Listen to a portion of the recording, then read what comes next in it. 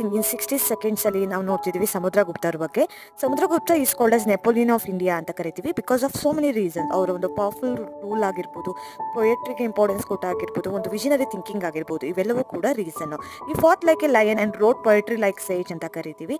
Samudragupta was the son of Chandragupta first and ruled from 335 to 375 CE. ಇದನ್ನ ನಾವು golden era of Gupta empire ಅಂತಾನೂ ಕೂಡ ಕರಿತೀವಿ. ಈ ಮಿಲಿಟರಿ ಕ್ಯಾಂಪನ್ ತುಂಬಾನೇ ಲೆಜೆಂಡರಿ ಆಗಿತ್ತು. ಓಲ್ ನಾರ್ಥನ್ ಇಂಡಿಯಾನ ಅವ್ರು ಏನ್ ಮಾಡಿದ್ರು, ಕಾಂಕರ್ ಅನ್ನ ಮಾಡಿದ್ರು. As well as he also gave greater importance for ಪೊಯೆಟಿಗೆ ಮತ್ತೆ ಮ್ಯೂಸಿಷಿಯನ್ಸ್ಗೆ ಜಾಸ್ತಿ ಇಂಪಾರ್ಟೆನ್ಸ್ ನ ಕೊಟ್ಟಿದ್ದು.